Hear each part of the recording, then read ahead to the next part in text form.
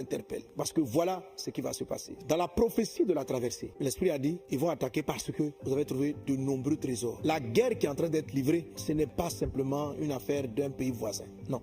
C'est des puissants de ce monde, et vous le savez, qui ont décidé de plonger le pays dans le chaos. Vous savez, ne voyez pas des pays. Aujourd'hui, les gens, lorsqu'ils raisonnent, quand on dit les puissants de ce monde, ils voient France, États-Unis. Non, non, non, non. Ce n'est pas des nations. Ce n'est pas la peine de vous en prendre même à des ambassades. Ce sont des personnes, des individus qui sont aussi riches que des États et très puissants, les puissants de ce monde. Donc, ils sont capables de dire à leur gouvernement, voici la ligne qu'on va prendre. Parce que nous, on a tel intérêt dans ce pays. Donc, des puissants veulent se partager le Congo. La crise qui a commencé risque de durer, si vous ne vous levez pas pour la prière, à peu près 7 ans. Pendant 7 ans, le pays sera comme ingouvernable. Des portions avec un gouvernement à Kinshasa, une autre avec des groupes dans différentes régions du Congo. Des grands troubles plus graves que ceux qui sont en train de faire. J'avais dit dans la prophétie que les bras armés qui sont dans l'Est wings from the west avancent de plus en plus, move more and more, au point de menacer de très grandes villes to the extent of threatening huge et même cities d'attaquer la capitale. and even attacking the capital. Car déjà plusieurs agents For many agents sont déjà dans la ville, are already in the city. sont positionnés dans la ville. They're positioned in the city. il y a déjà des infiltrés. Les mouvements qu'il y a dans la rue en ce moment sont mobilisés par les infiltrés. Et l'objectif, c'est pas simplement d'enlever le pouvoir en place, mais c'est de plonger le pays dans le chaos et empêcher qu'il y ait un gouvernement constitué. Parce qu'ils sont conscients que tant qu'il y aura un gouvernement constitué, la population mettra la pression pour dire qu'on arrête de piller notre pays et que les habitants du pays puissent profiter au mieux de la richesse que Dieu leur a donnée. Donc l'objectif de ce plan qui est derrière n'est pas de remplacer un pouvoir. L'objectif est de créer une division multiple dans le pays. Donc pendant que je parle, il y a d'autres groupes armés, il y a M23, mais il y en a d'autres qui sont en train d'être équipés afin de sécuriser des zones. Si le M23 arrive, eux-mêmes ils vont se battre contre eux. Et ils vont être armés pour sécuriser, pour que ces gens qui se font des mineurs là puissent exploiter et ne pas avoir de choses. Donc la confusion va viser Kinshasa pour faire fermer tout ce qui est ministère des mines, en fait tout ce qui est ministère de contrôle. Homme de Dieu, ne laissez pas cela arriver. Le Seigneur a dit dans la parole, ce n'est pas la volonté de Dieu que ce chaos-là arrive. Ce n'est pas la volonté de Dieu. Ce n'est pas la volonté de Dieu. Mais si vous laissez faire, si vous n'intercédez pas, si vous ne priez pas, voilà ce que j'ai vu. Beaucoup d'entre vous, vous allez devoir quitter ce pays et aller en exil. Et le pays sera ingouverné pendant une période entre 6 et 7 ans. J'ai entendu 7 ans.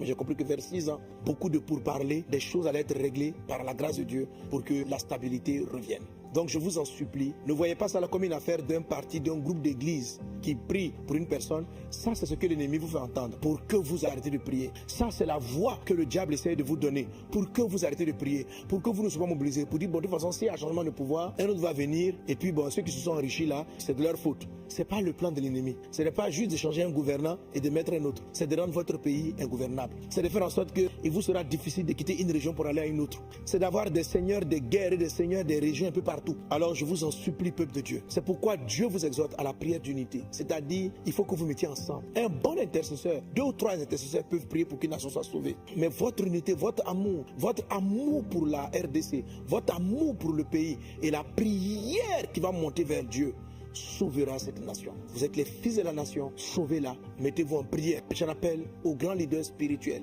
j'en appelle aux pasteurs qui mobilisent, j'en appelle. Appelez-vous, chers révérends, appelez-vous, chers prophètes, appelez-vous, chers docteurs, que des pères en prennent l'initiative, que des jeunes prennent l'initiative, mais parlez-vous, que l'orgueil, que les velléités personnelles soient mises de côté pour le pays, pour la nation, car nous sommes le sel de la terre. Vous êtes le sel du Congo, vous êtes la lumière du Congo. Dans la partie de la prophétie, l'Esprit disait ceci, aucun n'est indispensable à lui seul, n'est indispensable pour le pays à lui seul. Non, aucun.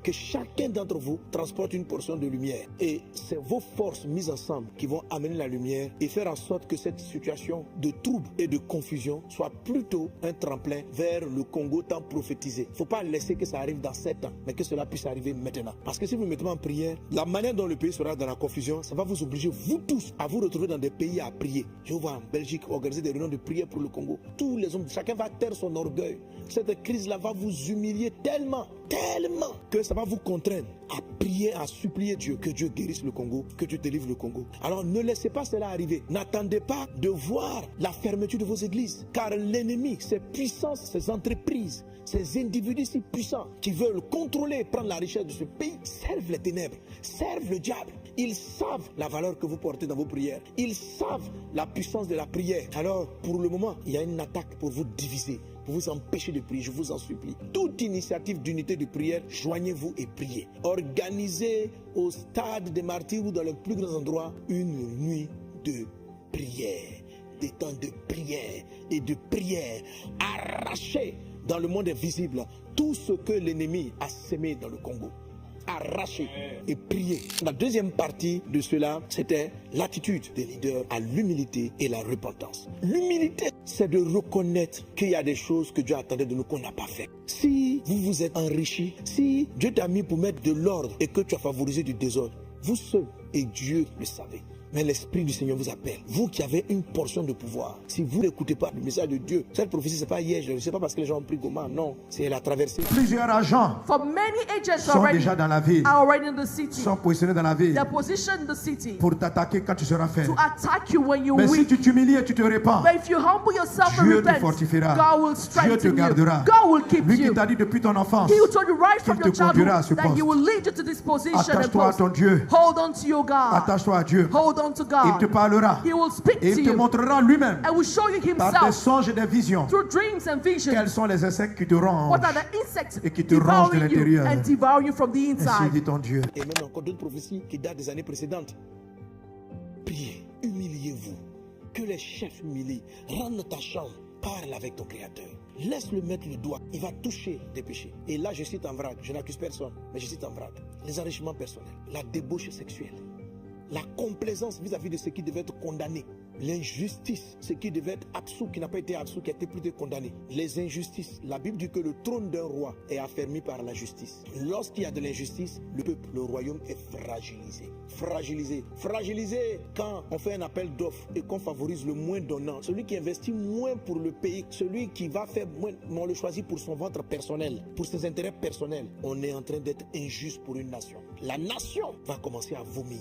Parce que le temps du réveil, le temps où la RDC devient une bénédiction pour l'Afrique est arrivé. Donc, si vous êtes injuste, si vous acceptez des marchés, favorisez votre intérêt au lieu de favoriser l'intérêt du pays, vous allez être vomi. Vous allez être vomi. Il faut vous humilier, vous repentir, car il est le Dieu de toute miséricorde, il est le Dieu de toute grâce. Si vous profitez de vous prenez de vos voyages, vous laissez vos épouses pour sortir avec les filles en désordre, vous attendez à mener l'abomination de l'iniquité dans une nation qu'on a dédiée à Dieu, repentez-vous. Repentez-vous. Je parle à tous ceux qui ont pouvoir de direction. Repentez-vous des faux marchés signés. Repentez-vous de l'enrichissement personnel au détriment du bonheur du pays. Repentez-vous. Pourquoi Dieu veut que vous vous repentiez? Pour qu'il puisse vous garder dans le plan qu'il a pour le Congo. Si vous voulez vous corrompre, si vous voulez persévérer dans ces choses-là, la destinée de la nation est plus grande que vous.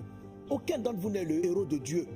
Le héros de Dieu, c'est la nation. C'est toi qui t'alignes au plan de Dieu. Dieu te prend et puis il t'accompagne. Mais toi, Dieu te choisit. Tu peux croire que tu es tellement le héros du film que quel que soit ce que tu fais, non, Dieu a un plan pour cette nation.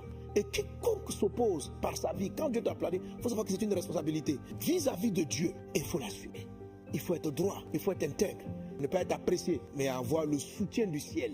Aujourd'hui, chère autorité du Congo, ce dont vous avez besoin, c'est le soutien du ciel. Car de l'intérieur, les termites ont fait un ravage. Vous n'avez même pas idée de l'ampleur du travail des termites dont la prophétie parlait. Au corps de Christ dans son ensemble, je nous appelle à l'intercession, à prier pour que toute vérité entre les serviteurs de Dieu tombe et que les gens puissent rapidement dans les jours-ci, ce soir, demain matin, ne tardez pas. Ça va aller, ça va très vite.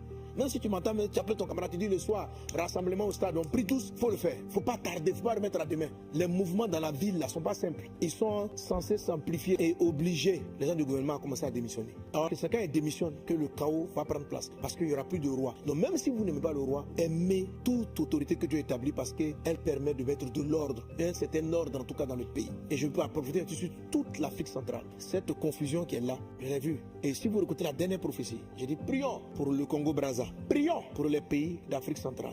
Et je ne dis pas que les autres zones du continent sont épargnées, mais mon cœur est parti là. Il y a d'autres prophéties qu'on a données pour les zones. Les arbres tombés, les plantes poussées, il y a beaucoup d'autres choses que Dieu a dites. Mais au temps marqué, nous reviendrons sur ces sujets. Mais pour le moment, peuple de Dieu, vous tous qui êtes connectés, élevons la voix et prions pour une église forte du Congo qui se lève dans la prière comme un seul homme et qui prie pour sa nation.